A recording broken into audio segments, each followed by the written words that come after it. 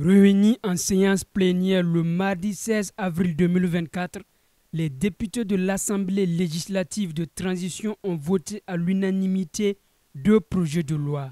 Le premier projet de loi porte autorisation de ratification de la convention de prêt concessionnel signée le 29 septembre 2023 entre le Burkina Faso et la banque Export-Import de Chine pour le financement du projet de construction de la centrale solaire de 25 MW crête avec 5 MWh de stockage à Donsin dans la province d'Ubritenga, région du plateau central. Selon le ministre en charge de l'énergie, la mise en œuvre de ce projet va permettre à terme de renforcer la production énergétique et de participer à la stabilité de la production énergétique de notre pays. Ce projet permettra également d'interconnecter l'aéroport de Donsin au réseau national.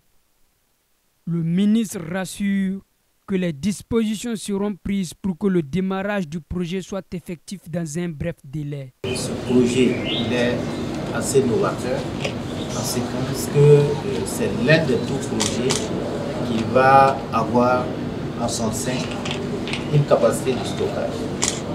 Cette capacité de stockage est évaluée autour de 5 MW.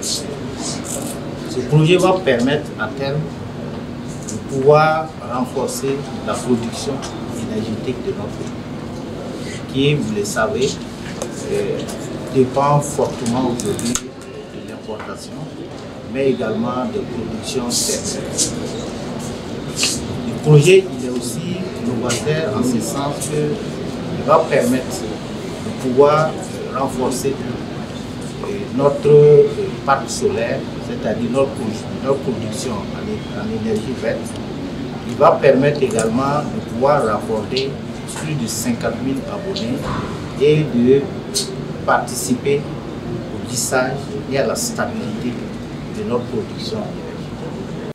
Le second projet de loi autorise la ratification de l'accord de prêt signé le 13 octobre 2023 entre le Burkina Faso et la Banque arabe pour le développement économique en Afrique, BADEA, pour le financement du projet de promotion de la finance inclusive, PPFIB, pour l'accès des populations à faible revenu aux services financiers au Burkina Faso. Selon la ministre déléguée chargée du budget, l'objectif de ce projet est d'améliorer les conditions socio-économiques des populations et également de consolider ou de créer à environ 7500 micro et très petites entreprises au profit des personnes vulnérables ou défavorisées.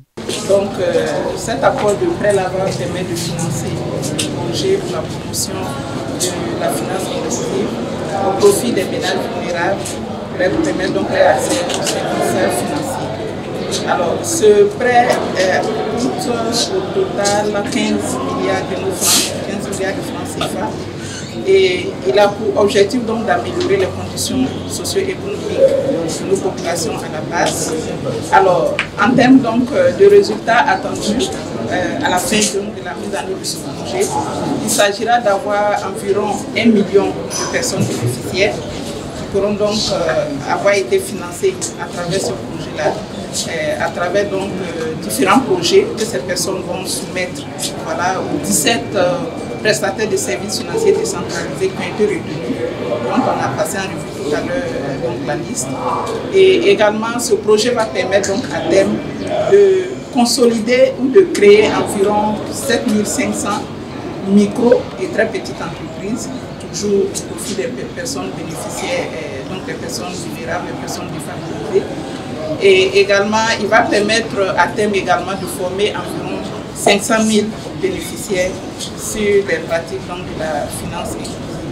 C'est à l'unanimité que les représentants du peuple présents à la séance plénière du mardi 16 avril 2024 ont donné leur accord pour la ratification de ces deux projets de loi.